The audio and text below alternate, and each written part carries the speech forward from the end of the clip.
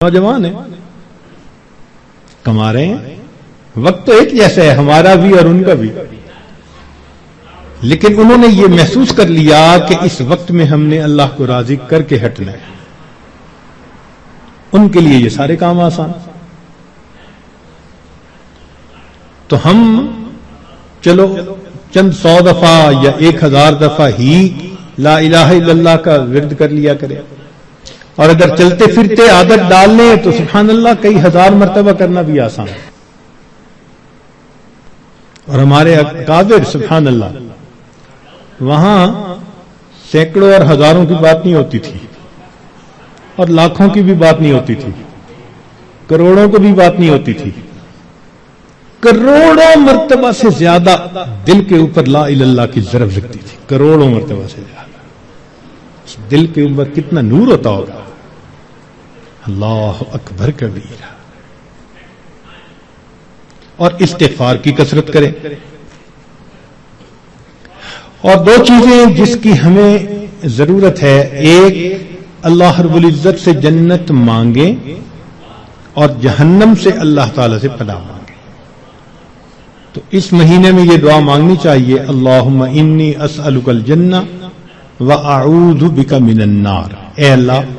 میں جنت کا سوال کرتا ہوں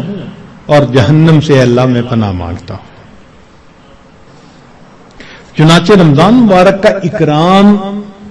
کیسے کیا جائے، اس کو بھی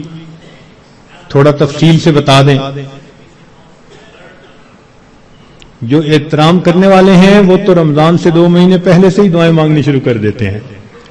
رمضان سے پہلے ہی گناہوں کو توبہ کر کے باطن کا غسل کر لیتے ہیں، اور پھر رمضان خوب اچھے انداز سے گزارتے ہیں۔ لیکن اب آخری عشرہ رہ گیا، اس آخری عشرے میں ہم گناہوں سے اس طرح بچیں جیسے احرام کی حالت میں حاجی محرم گناہوں سے بچا کرتا ہے۔ جو لوگ حج پر گئے ہیں نا، عمرہ پر،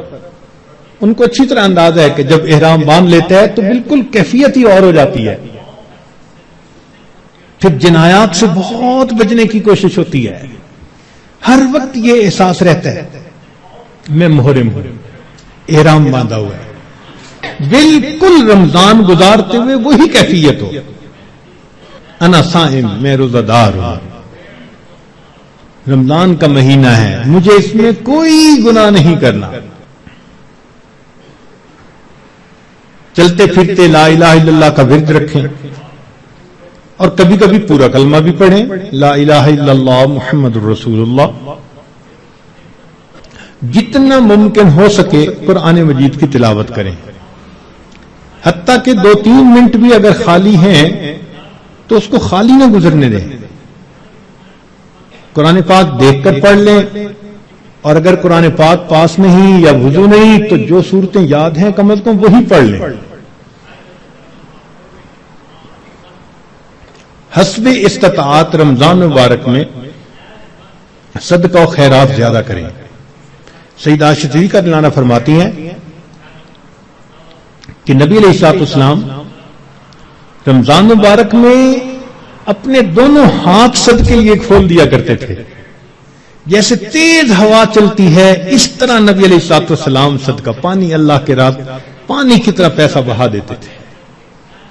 تو صدقہ و خیرات زیادہ کرنا، وعظ و نصیحت کی محفل میں روز بیٹھیں، کہیں فجر کے بعد ہوتی ہے، کہیں تراویح کے بعد ہوتی ہے، اور آخری عشرے کا سنت اعتکاف اگر نصیب ہو تو سبحان اللہ۔ معتکف کی حالت ایسی ہی ہوتی ہے کہ جیسے کسی کو منانے کے لیے اس کے دروازے کی چوکھٹ کو پکڑ کے بیٹھ جائے، اگر تو در نہ کھولے گا تو میں بھی در نہ چھوڑوں گا۔ بس نیت کر لے کہ اے رب کریم آپ کو مجھے منا کے اٹھنا ہے۔ واقعی دیکھا ہم نے محبت میں ایسے ہوتا ہے، اگر کبھی کوئی محبوب ناراض ہو لوگ قدموں میں بیٹھ جاتے ہیں،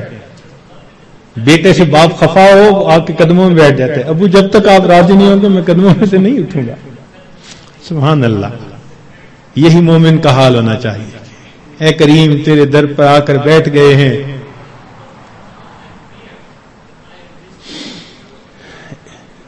اجازت ہو تو آ کر میں بھی شامل ان میں ہو جاؤں، سنا ہے کل تیرے در پر ہجوم عاشقاں ہوگا۔